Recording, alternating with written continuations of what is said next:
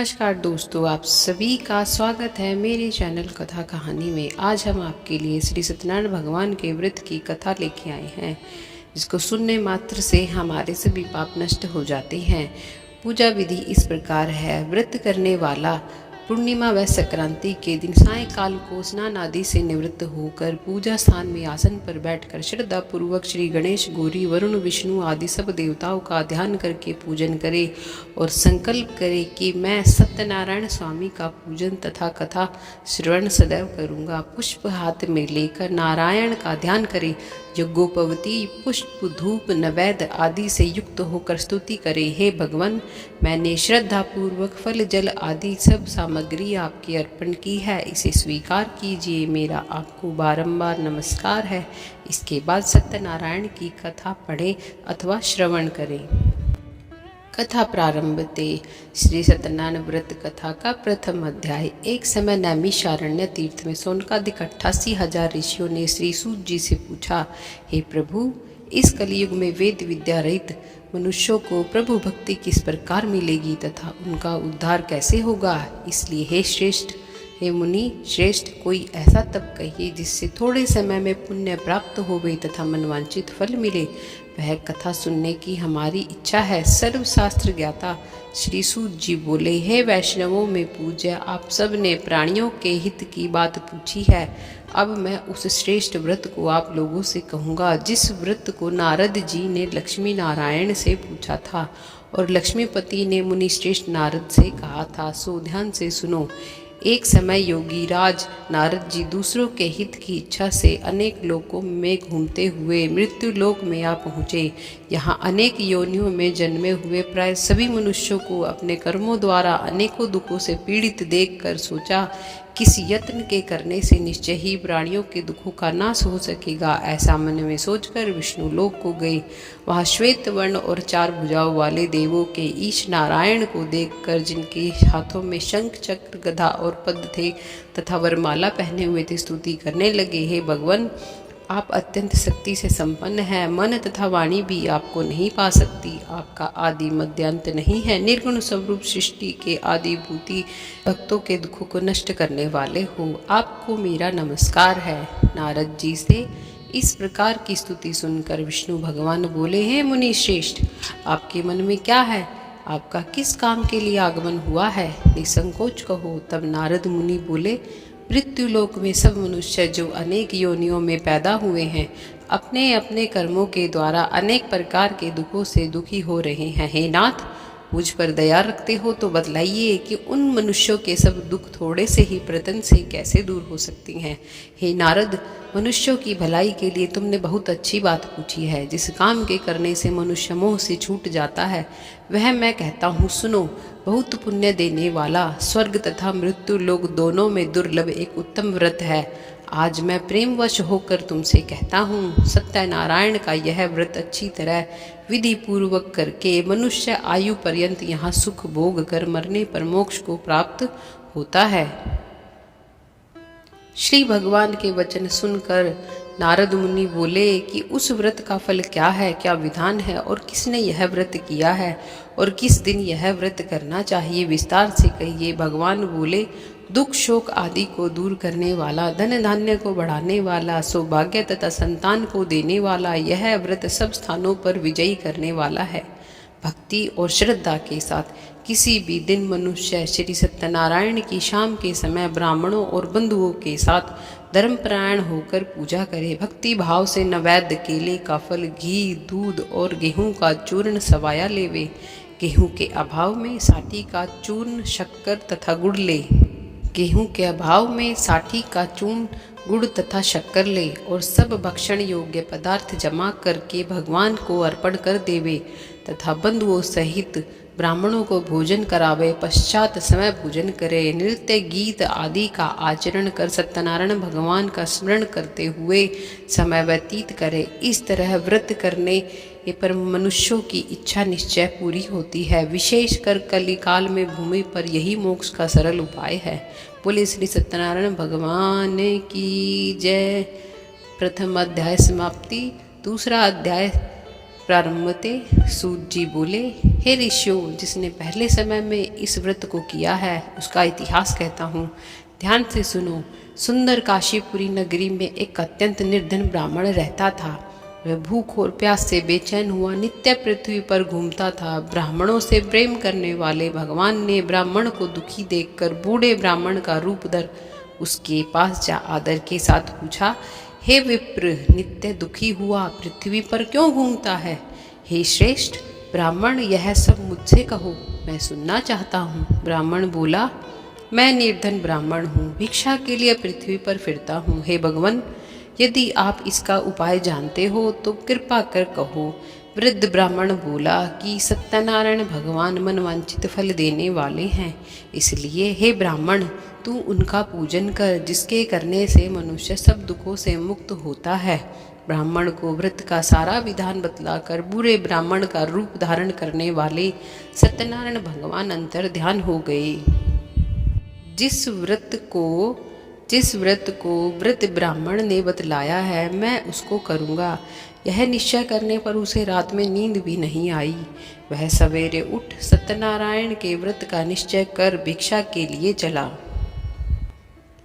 उस दिन उसको भिक्षा में बहुत धन मिला, जिससे बंधु बांधवों के साथ उसने सत्यनारायण का व्रत किया। इसके करने से वह ब्राह्मण सब दुखों से छूटकर अनेक प्रकार की संपत्तियों से युक्त हुआ। उस समय से वह ब्राह्मण हर मास व्रत करने लगा। इस तरह सत्यनारायण भगवान के व्रत को जो करेगा वह सब पापों से छूटकर मोक्ष को प्राप्त होगा। आगे जो पृथ्वी पर सत्यनारायण का व्रत करेगा वह मनुष्य सब दुखों से छूट जाएगा।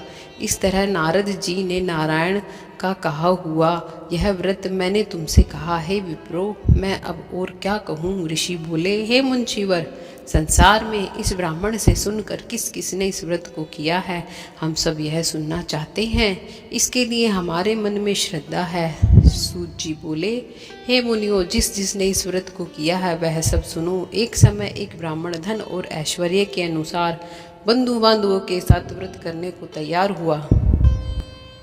उसी समय एक लकड़ी बेचने वाला बूढ़ा आदमी आया और बाहर लकड़ियों को रखकर ब्राह्मण के मकान में गया। प्यास से दुखी लकड़हारा उनको व्रत करते देखकर ब्राह्मण को नमस्कार कर कहने लगा कि आप यह क्या कर रहे हैं और इसके करने से क्या फल मिलता है, कृपया करके मुझसे कहो। ब्राह्मण ने कहा, सब मनोकामनाओं को पूरा करने वाला यह सत्यनारायण भगवान का व्रत है। इसकी ही कृपा से मेरे यहाँ धन धान्य आदि की वृद्धि हुई है। ब्राह्मण से इस व्रत के बारे में जानकर लकड़हारा बहुत प्रसन्न हुआ।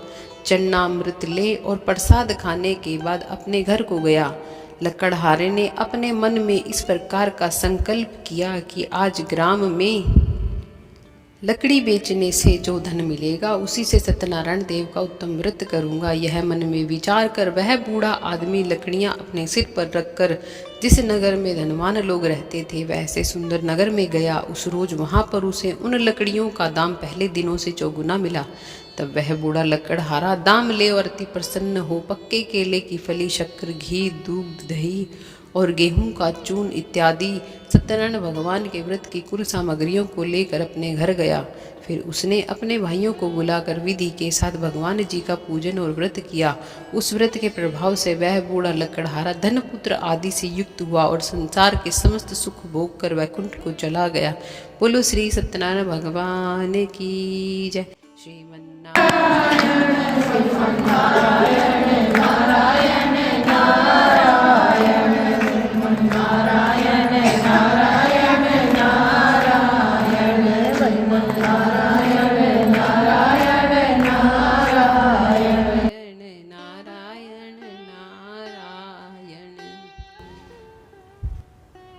तीसरा अध्याय प्रारंभते। सूत जी बोले, हे श्रेष्ठ मुनियों, अब आगे की कथा कहता हूँ, सुनो। पहले समय में उल्कामुख नाम का एक बुद्धिमान राजा था। वह सत्यवक्ता और जितेंद्रिय था। प्रतिदिन देवस्थानों पर जाता तथा गरीबों को धन देकर उनके कष्ट दूर करता था। उसकी पत्नी कमल के समान मुख वाली और सती साध्वी थी। भद्रशिला नदी के तट पर उन दोनों ने श्री सत्यनारायण का व्रत किया। उस समय में वहाँ एक साधु वैश्य आया। उसके पास व्यापार के लिए बहुत सा धन था। वह नाव को किनारे पर ठहरा कर राजा के पास आ गया और राजा को व्रत करते हुए देखकर विनय के साथ पूछने लगा, हे राजन, भक्तियुक्त चित्त से यह आप क्या कर रहे हैं? मेरी सुनने की इच्छा है, सो आप यह मुझे बताइए।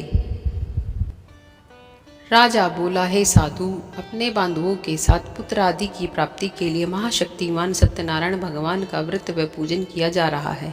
राजा के वचन सुनकर साधु आदर से बोला, हे राजन, मुझसे इसका सब विधान कहो, मैं भी आपके कथानुसार इस व्रत को कहूँगा। मेरी भी कोई संतान नहीं है और निश्चय ही इससे होगी। राजा से सब विधान सुन व्यापार से निवृत्त हो वह आनंद के साथ घर गया। साधु ने अपनी स्त्री लीलावती से संतान देने वाले उस व्रत का समाचार सुनाया और कहा, जब मेरे संतान होगी तब मैं इस व्रत को करूँगा। साधु ने ऐसे वचन अपनी स्त्री लीलावती से कहे। एक दिन उसकी स्त्री लीलावती पति के साथ आनंदित हो सांसारिक धर्म में प्रवृत्त होकर सत्यनारायण भगवान की कृपा से गर्भवती हो गई तथा 10वें महीने में उसके एक सुंदर कन्या का जन्म हुआ। दिनों दिन वह इस तरह बढ़ने लगी जैसे शुक्ल पक्ष का चंद्रमा बढ़ता है। कन्या का नाम कलावती रखा गया। तब लीलावती ने मीठे शब्दों में अपने पति से कहा कि जो आपने संकल्प किया था कि भगवान का व्रत करूंगा, अब आप उसे करिए। साधु बोला, हे प्रिय, इसके विवाह पर करूंगा। इस प्रकार अपनी पत्नी को आश्वासन दे वह नगर को गया। कलावती पितृगृह में वृद्धि को प्राप्त हो गई। साधु ने जब नगर में सखियों के साथ अपनी पुत्री को देखा तो तुरंत दूत बुलाकर कहा कि पुत्री के वास्ते कोई सुयोग्य वर देख कर लाओ। साधु की आज्ञा पाकर दूत कंचन नगर पहुंचा और वहां पर बड़ी खोज और देखभाल कर लड़की के लिए सुयोग्यवाणी पुत्र को ले आया। उस सुयोग्य लड़के को देखकर साधु ने अपने बंधु बांधवों सहित प्रसन्नचित अपनी पुत्री का विवाह कर दिया।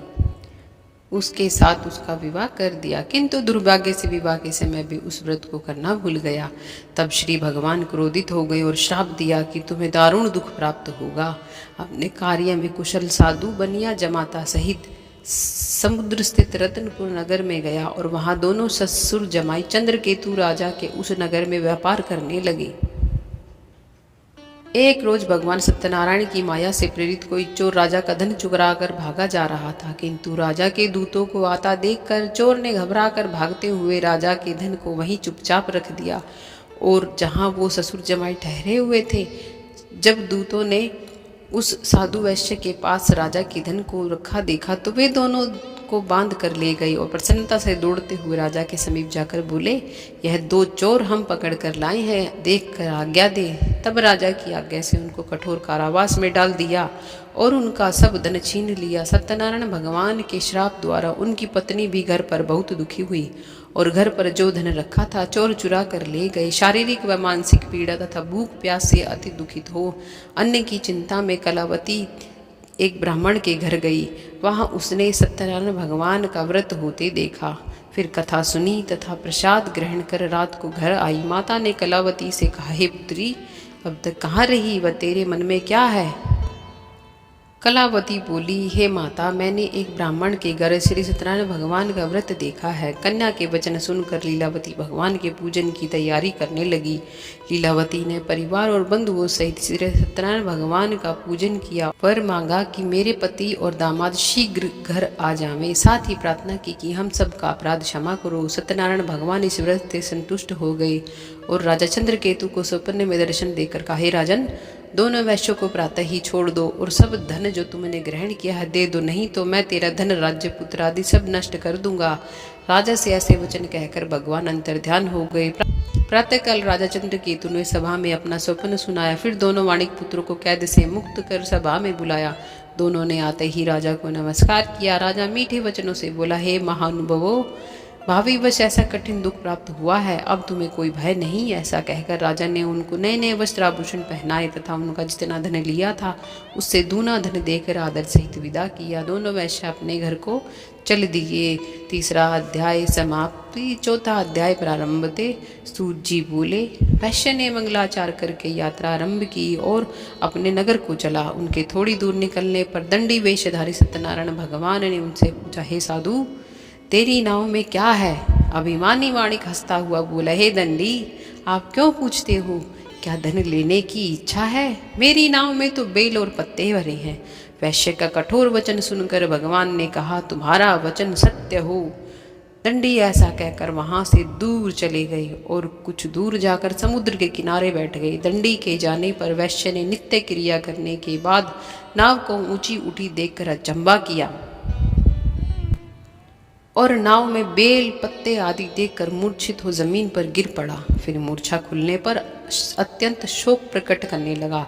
तब उसका दामाद बोला कि आप शोक न करें, यह सब दंडी का श्राप है, अतः हमको उनकी शरण में चलना चाहिए, तभी हमारी मनोकामना पूरी होगी। दामाद के वचन सुन वह दंडी के पास पहुंचा और अत्यंत भक्ति भाव से नमस्कार करके बोला, मैंने जो आपसे सत्य वचन कहे थे उनको क्षमा करो। ऐसा कहकर महान शोकातुर हो रोने लगा। तब दंडी भगवान बोले, हे वाणिक पुत्र, मेरी आज्ञा से बार बार तुम्हें दुख प्राप्त हुआ है, तू मेरी पूजा से विमुख हुआ है। साधु बोला, हे भगवान, आपकी माया से मोहित ब्रह्मा आदि भी आपके रूप को नहीं जानते, तब मैं अज्ञानी कैसे जान सकता हूँ।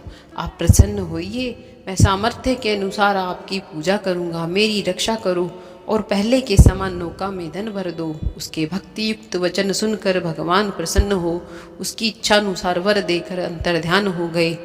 तब उन्होंने नाव पर आकर देखा कि नाव धन से परिपूर्ण है। फिर वह भगवान सत्यनारायण का पूजन कर साथियों सहित अपने नगर को चला। अब अपने नगर के निकट पहुंचा तब दूत को घर भेजा। दूत ने साधु के घर जा उसकी स्त्री को नमस्कार कर कहा कि साधु अपने दामाद सहित इस नगर के समीप आ गए हैं। ऐसा वचन सुन साधु की स्त्री ने बड़े हर्ष के साथ सत्यदेव का पूजन कर पुत्री से कहा, मैं अपने पति के दर्शन को जाती हूँ, तू कार्य पूर्ण कर शीघ्र आ। माता के ऐसे वचन सुनकर कलावती प्रसाद छोड़कर पति के पास गई। प्रसाद की अवज्ञा के कारण सत्यदेव ने रुष्ट हो उसके पति को नाव सहित पानी में डुबो दिया। कलावती अपने पति को ना देखकर रोती हुई जमीन पर गिर गई। इस तरह नौका को डूबा हुआ तथा कन्या को रोता हुआ देख साधु दुखित हो बोला, हे प्रभु, मुझसे या मेरे परिवार से जो भूल हुई है उसे क्षमा करो। उसके दीन वचन सुनकर सत्यदेव प्रसन्न हो गए और आकाशवाणी हुई, है साधु, तेरी कन्या मेरे प्रसाद को छोड़कर आई है, इसलिए उसका पति अदृश्य हुआ है। यदि वह घर जाकर प्रसाद खाकर लौटे तो इसे पति अवश्य मिलेगा। ऐसी आकाशवाणी सुनकर कलावती ने घर पहुंचकर प्रसाद खाया, फिर आकर पति के दर्शन किए। तत्पश्चात साधु ने बंधु बांधवों स्थित सत्यदेव का विधि पूर्वक पूजन किया।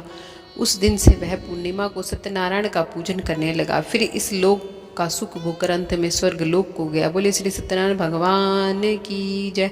श्रीमन नारायण नारायण नारायण। पंचम अध्याय प्रारंभते। सूत जी बोले, हे ऋषियों, मैं और भी कथा कहता हूँ, सुनो। प्रजा पालन में लीन तुंगध्वज नाम का राजा था। उसने भी भगवान का प्रसाद त्याग कर बहुत दुख पाया। एक समय वन में जाकर वन्य पशुओं को मारकर बड़ के पेड़ के नीचे आया। वहां उसने ग्वालों को भक्ति भाव से बांधवों सहित सत्यनारायण जी का पूजन करते देखा। राजा देखकर भी अभिमानवश वहां नहीं गया और न ही नमस्कार ही किया। जब ग्वालों ने भगवान का प्रसाद उसके सामने रखा तो वह प्रसाद को त्याग कर अपनी सुंदर नगरी को चला। वहीं उसने अपना सब कुछ नष्ट पाया तो वह जान गया यह सब भगवान ने किया है। तब वह विश्वास कर ग्वालों के समीप गया और विधि पूर्वक पूजन कर प्रसाद खाया तो सत्यदेव की कृपा से पहले जैसा था वैसा ही हो गया। फिर दीर्घ काल तक सुख भोग कर मरने पर स्वर्ग लोक को गया। जो मनुष्य परम दुर्लभ व्रत को करेगा भगवान की कृपा से उसे धन धान्य की प्राप्ति होगी। निर्धन धनी और बंदी बंधन से मुक्त होकर निर्भय हो जाता है। संतानहीनों को संतान प्राप्ति होती है तथा सब मनोरथ पूर्ण होकर अंत में वैकुंठ धाम को जाता है। जिन्होंने पहले इस व्रत को किया अब उनके दूसरे जन्म की कथा कहता हूँ। वृद्धस्थानंद ब्राह्मण ने सुदामा का जन्म लेकर मोक्ष को पाया। उल्का मुख नाम का राजा दशरथ होकर वैकुंठ को प्राप्त हुआ। साधु ने नाम के वैश्य ने मोरध्वज बनकर अपने पुत्र को आरे से चीरकर मोक्ष को प्राप्त किया। महाराज तुंगध्वज ने स्वयं होकर भगवान में भक्ति युक्त कर्म कर मोक्ष को प्राप्त किया। बोले श्री सत्यनारायण भगवान की जय।